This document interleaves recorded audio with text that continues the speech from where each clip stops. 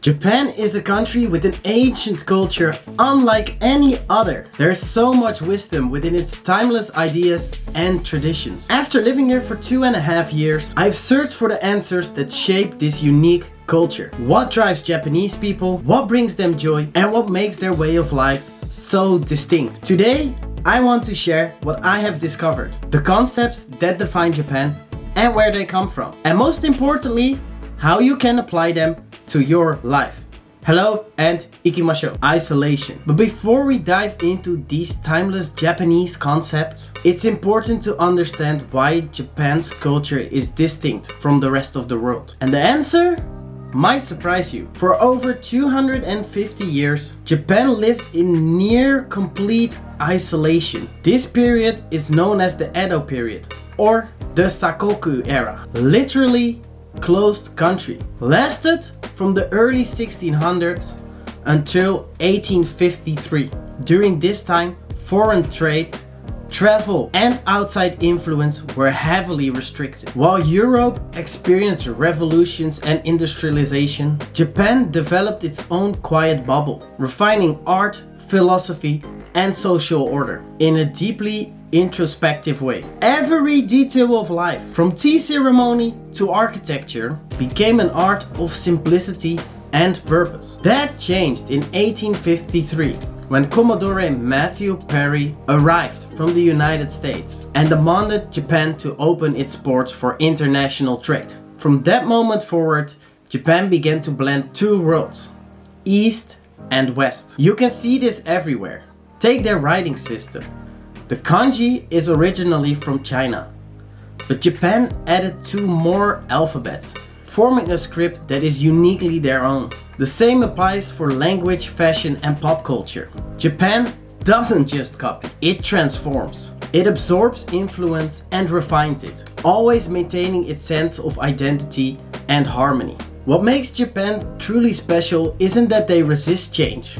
It's that it integrates change while holding onto its deepest value, respect, humility, and collective harmony. Even as Japan evolves, these principles remain the heart of the culture, a reminder that progress and tradition can coexist. And nowhere is that balance between imperfection and beauty clearer than in Wabi-Sabi. Probably one of the most well-known Japan concepts, yet still one of the most misunderstood. Humans have a tendency to want to control everything. In the West, we place a huge emphasis on perfection, on flawless execution, on eternal youth, on the idea that things just must be right. But Wabi-Sabi teaches the opposite. It reminds us that imperfection is what makes something beautiful. A crack in a teacup isn't a flaw, it's a story. A wrinkle, a faded color, a chipped edge, all signs of life,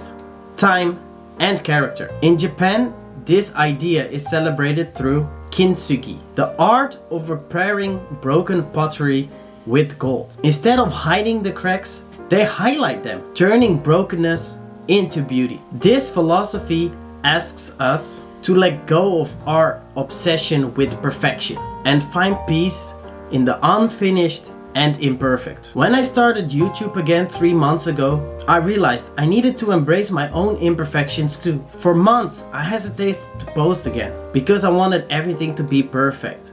The lighting, the script, the edit. But instead, this all held me back. Once I accepted that progress was more important than perfection, I started to grow. Not just as a creator, but as a person. I found peace in creating. Mistakes no longer make me anxious, they become lessons. And that realization, that growth comes from acceptance, not control, naturally connects us to the next philosophy, Kaizen. The art of micro progression. Small, consistent steps that create huge results over time. The word Kaizen literally means change for the better. It became a cultural cornerstone after World War II, when the nation rebuilt itself from devastation. Factories, businesses, and schools accepted the Kaizen philosophy as a daily practice, focusing not on perfection, but on constant small improvement. This philosophy teaches us real progress doesn't come from giant leaps, but from small, steady steps forward. Motivation fades, but consistency compounds. When you live by Kaizen, improvement becomes a ritual rather than a rare event. You stop waiting for the perfect moment and instead you start, improve and repeat over and over again. For me, this became real when I moved to the city. I used to live off convenience store food. It was easy, fast and familiar. But one day I decided to cook home, just once a week. At first, I was terrible. Portions were off, the taste was questionable, but little by little, I got better. I learned about flavor, balance, and timing. Now, cooking has become second nature. That's Kaizen in action. Progress built one tiny improvement at a time. You don't need to do everything at once. Just a little bit of effort. Repeat it over and over again. And that wins in the long run. But with Kaizen, not everything is in your control. No matter how hard we try, life often gives us circumstances that we cannot change. And that's where the next concept, Shikata can bring peace. This phrase literally translates to it can be helped. But it's not about giving up. It's about accepting reality with grace. This idea is simple. There are things in life that we simply cannot control, and worrying about them only leads to suffering. By accepting what's beyond our reach, we free ourselves to focus on what we can change. Even in Western philosophies, this idea exists. In the Bible, Matthew chapter 6 verse 34 says, "Do not worry about tomorrow, for tomorrow will worry about itself. Each day has enough trouble on its own." But while Western culture often glorifies fighting through every obstacle, Japan's perspective was shaped by centuries of being exposed to powerful nature forces. Earthquakes, volcanoes, and tsunamis. Over time, the Japanese learned a profound lesson. We can't control the world, but we can control how we face it. Shikata isn't weakness, it's wisdom. It's the strength to stay calm, to act with dignity, and to do the best you can within the limits of your situation. Personally, this was a hard lesson for me. I've always had the tendency to want to fix everything, to control every outcome.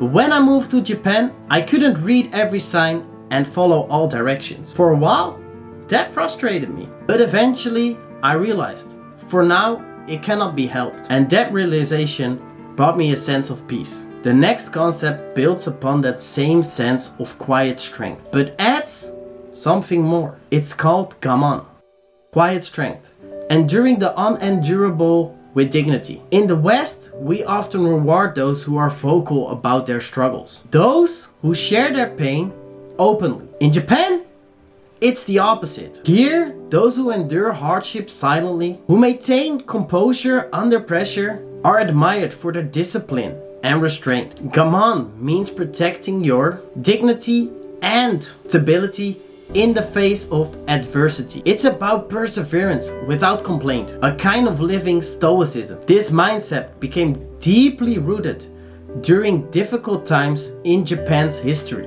especially after natural disasters or post-war recovery, where quiet endurance held communities together. To endure without breaking didn't just become personal strength, but a collective virtue. For me, this concept hit home. Outside of my videos, which serve as a creative outlet, I've tried to complain less in daily life. And I'll be honest, that's not easy as a Dutch guy, where in our culture, complaining is a form of social bonding. But in Japan, I've learned silence can be powerful. That humility, patience, and quiet endurance can speak louder than words. Hopefully, in time, I will get better at it. Which brings me to the next idea. One that captures the fleeting beauty of life itself. Mono no aware. The awareness that everything eventually comes to an end. And that's exactly what makes it beautiful. Think of a sakura tree. It blossoms, bloom magnificently, but only for a short time. The petals fall quickly, and it's that very short period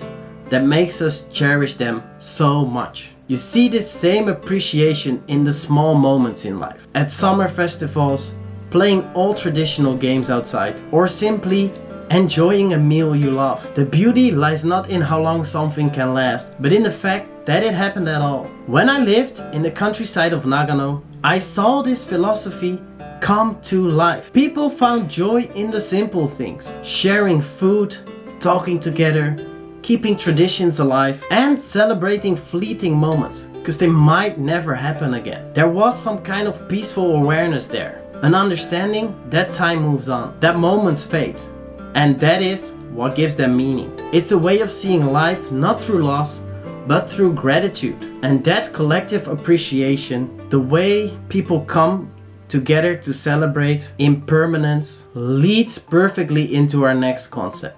Wa. Japan is a collectivist society, and the concept of wa, harmony, is deeply woven into everything that the Japanese do. It's about choosing the group over the individual and maintaining balance with society. This sense of harmony is the main reason why Japan feels so orderly, why the streets are clean, why the people are polite, and customer service is unmatched. Over time, I've noticed how this mindset changed me too. I've become more aware of how my actions affect others. Standing quietly in trains, not taking phone calls, even wearing my backpack in front to avoid people bumping in. They're small habits, but together they represent something much bigger. Consideration for the community. In Japan, you learn your comfort isn't the center of the world. It's shared with everyone around you. But this idea to put the group before oneself doesn't end with social etiquette. It also shapes how people discover their sense of purpose in life. And that's where Ikigai comes in. Your reason for being. It's the interaction between what you love, what you're good at, what the world needs, and what sustains you. But unlike many Western interpretations, Ikigai isn't about chasing a dream job or pursuing fame. It's about finding meaning in the ordinary, in devotion to your craft, your relationship, or your community. In Chikuma City, Nagano, I saw this firsthand. My landlord, a kind and determined woman, created a small community space all on her own. She cooked, organized events, and made sure everybody had a place to belong. It wasn't about recognition or a reward. It's about contribution, finding fulfillment through serving others. That to me was Ikigai in its purest form. And that spirit of care doesn't stop with people. It extends to how Japanese treat the world around them, which brings us to another concept. Mottainai, a simple word that means what a waste. But in Japan, it's more than just about throwing things away. It's about respect and gratitude for resources and effort. Everything, whether material or emotional, is treated as valuable. Nothing is disposable. You see this in the country's second-hand shops. The first time I walked into one, I was so shocked. Items looked brand new. Clothes, furniture, and even electronics. They are carefully cleaned, repaired, and displayed with pride. It's not just recycling, it's reverence. A belief that everything deserves a second life. And the more I live, the more I see that living by Mottainai isn't about frugality. It's about appreciation. Appreciation for what we already have, for the hands that made it, and for the time we're given to use it. So Japan is a country with so much to teach. These concepts are powerful, and they can truly change how you live. But don't try to apply them all at once. If you do, you will feel overwhelmed. Instead, start small. Choose one or two that resonate with you. Maybe Kaizen, slow growth, or Wabi-Sabi, acceptance of imperfection, and live by them for a while. Over time, you'll find your rhythm. I hope this video helped you understand Japan on a deeper level. Not just a country, but its heart. If you want to discover the real Japan and learn more lessons like these, make sure to subscribe.